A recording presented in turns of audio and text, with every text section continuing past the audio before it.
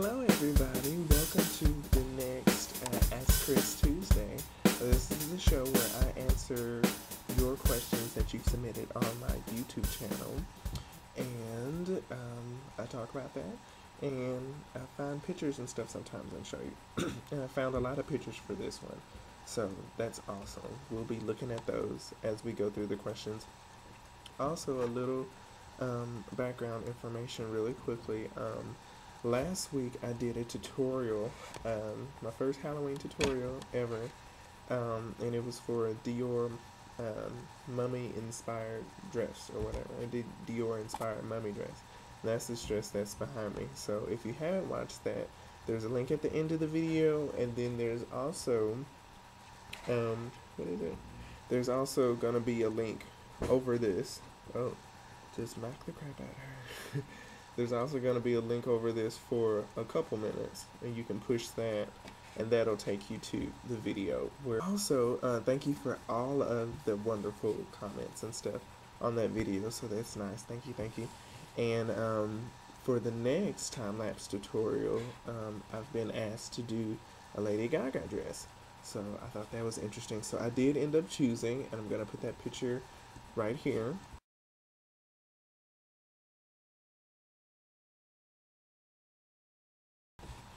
So the dress that I chose was the dress that she wore on her Bad Romance video. I thought that was so amazing, and that was an Alexander McQueen dress that she had on from the Spring Summer 2010 collection, if I'm saying it correctly.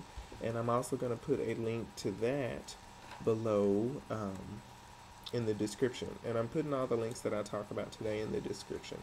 So anywho, so that's it for that. So question number 1 is coming from Chanks29, and I hope I'm saying your name right.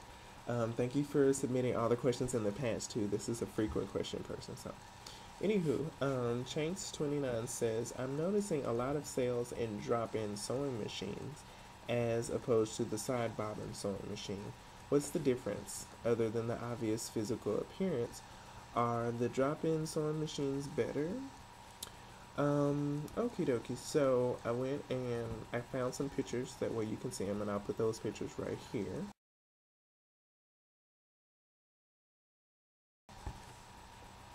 And basically the difference between a drop-in sewing machine and the side bobbin is the drop-ins are supposed to be easier because you don't have to deal with the bobbin casing being on the outside of the bobbin. You just take the bobbin from, where you wind it on the machine, wherever that is for that machine, and then, you just make sure that the thread is going the right way or whatever, and you just drop it in there, and that's it.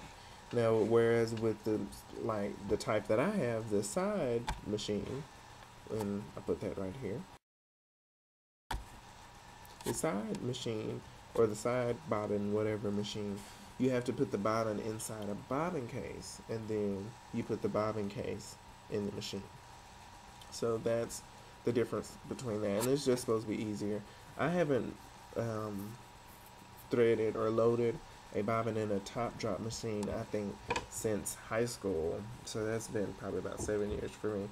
But yeah, it's just supposed to be easier. That's all. Okay. So, question number 2. This is from Vintage Couture for Men. Hello again. Thank you for submitting another question. And he says, hey there, I'm back. And then he laughs out loud. And then he says, okay, so my 20-something birthday passed this last week, and someone got me a mending machine for my birthday. I love the gift, but what's the difference between the mending machine and the regular sewing machine besides the sizes? I don't know what to use it for. I pretty much use my sewing machine and make it work. I honestly am better off getting the serger as a gift than this mending machine. Nevertheless, I'm grateful. Thanks again for the help.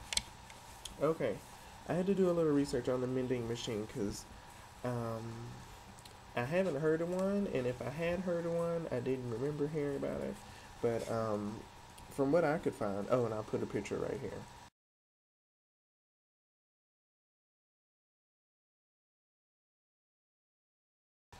so you can see. From what I could find, the mending machine is just a smaller mini sewing machine that you use for like simple things like putting a hem in your pants, or maybe a hem in some curtains, or like a small stitch, or if something comes loose and you need to resew it. I wouldn't suggest doing jeans on a mending machine because it's smaller, which means the motor is going to be a little smaller, and the motor probably isn't going to be as aggressive or durable or go get it or whatever you want to call it as a normal size sewing machine or an industrial machine, because it's smaller. So I wouldn't suggest doing that because you might mess some stuff up. But I mean, it's definitely usable, but it's just not. It'll probably be slower also, not able to do as many stitches per second. So I really wouldn't suggest using the mending machine for that much. Great gift, tell them thank you, but it's a little bitty machine. So, and then it doesn't do as many stitches or stitch functions from what I saw. Maybe yours does. But anywho, thanks for the question. And number 3 is from Freya number 1, another frequent question person. Thank you for asking questions. And she says, I wish to make my own wedding dress. I have anyways more than a year time for it. I hope it would turn something like this Yolan Cris dress. And she gave me the URL. And then she said, yeah, it's a huge project. So to my question, what kind of fabrics would you suggest, especially for the parts of such a gown? And the part under the knees, is it like some sort of circle skirt or a flare skirt? Yes, it is. Because it seems so tight at the knees and so flowy at the bottom. I can't figure out the shape. Anyways, when I'll be in the middle of making the mock-up and personalizing the design, I'll be bugging you with a gazillion questions. Okay, I butchered that question. Anyway, okay, so yeah, the bottom of that is a flare skirt. It is a circle skirt, but the way it looks, because it doesn't have a lot of in and out flowing to it, I would say that it's probably just like a lightly gathered ruffle at the bottom, or a ruffle type piece, or a flounce of some kind. If it has any circular characteristics to it, it'd probably be very minimal. But at the most, yeah, it's a flare skirt, and that's why it looks like that, because you're really just seeing the contrast between the bottom of the skirt where it meets at the knees with the top of the skirt, and then the way that the hips look in opposition to the knees. So that's the only reason why it looks like that. Here's a picture of it. So you can see if you haven't looked at it already. Anyway, but yeah, it's really simple dress, or simple for the most part. I would suggest making like a base for the dress first, and then if you want to do like the top stuff, do it in another layer, and then like tack them together or sew them together somehow, connect them. But other than that, yeah, you can definitely do it, and congratulations on getting married or getting engaged, and go ahead and start your project early, the way you can get it done. Fabrics, once again, I'm not good with fabrics. I could possibly say something like, I don't want to. I guess we could say in the what are you talking about? Between like a crepe and georgettes, in that area, that'll give you the flow that you need for that type of garment, and the weight too that it looks like it has in the picture.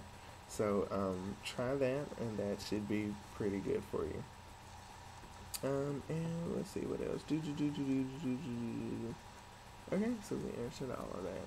Oh, and with it being tight at the knees, that's basically just because of the stance that she has. It's not really so much because it's actually tight at the knees. Because if you make it too tight at the knees, then you won't be able to walk. But it's similar to a pencil dress, the idea of a pencil dress. But usually when you have dresses like that, you just make them straight, straight down from the hips. And then as you're walking, it's going to look to somebody who's looking at you straight on, as you're walking, it's gonna look like, it's tight at the knees. Does that make sense? So, it's just an illusion. Anyway, and question number 4. This is from Star Essences, and they left a comment on my collar sewing videos, and they say, I listened to this tutorial yesterday, and I thought it was quite confusing because he did not explain about what he was doing as for measurements, angles, when drafting a collar for a shirt. I had to just watch and try to understand his concept behind all his lines, as eventually going to apply it to the raw neckline of a bodice. And so I think what she was saying is she didn't understand where I was getting the measurements from, and what I was doing with the measurements that I mysteriously got as I was making the collar. Basically, I actually put all of my collar videos together in one big playlist, and I think it's like 13 videos. It's more than 10. I don't remember the exact number. But anyway, I put all that stuff together, so that'd be easy to find. If you watch from the very first video in the playlist all the way through to the end, you'll know exactly where I get the measurements from. I think I even give you the measurements that I use somewhere in one of those videos.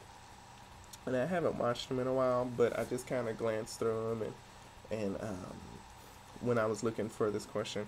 So anyway, that's it. I hope that helps. Making collars is very, very rewarding once you learn how to do it correctly. Anyway, that is it for this edition of Ask Chris Tuesday. So I hope you enjoyed it. I hope I answered your questions well. If you have some other questions, please leave comments in the bottom section. If you know some people who are taking fashion classes, get them to come watch my videos and leave some questions too. Other than that, thank you very much for your questions and for watching. Please like it and favorite it and share it and subscribe if you're new. So thanks for watching.